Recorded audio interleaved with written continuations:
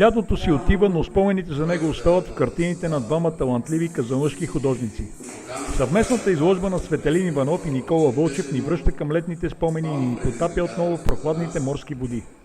Разговаряме с авторите за творческия път и вдъхновението при реализацията на изложбата. Това е един общ проект, който направихме, казва се Морски минимализъм. Изложбата се формира от предимно платна, смесена техника и разказва проекта и влиянието, което имаме от последните морски дни.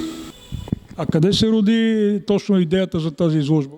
Идеята е, първоначалният замисъл е на колегата. Аз по негова покана се включих в последствие, като направихме един спонтанен пленер, самоорганизиран пленер в двора на къщата ми на село.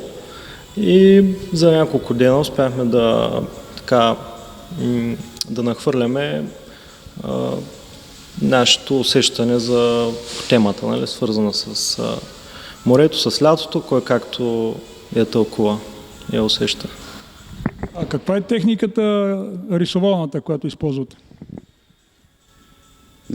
Смесена техника е, те са много неща използвани в платната. Предимно акрил, има байц, латекс. Много неща реално има в тези платна, като бои и тинктури.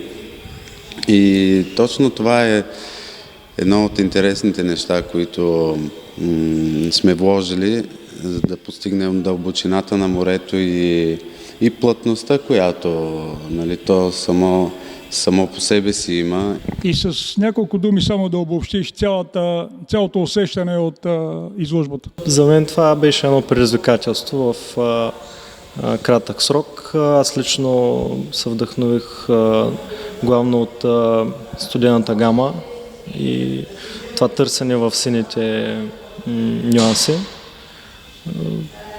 С синьо, така бих обобщил моето преживяване. Синьо. Морска, лятна, свежа, слънчева и приятна.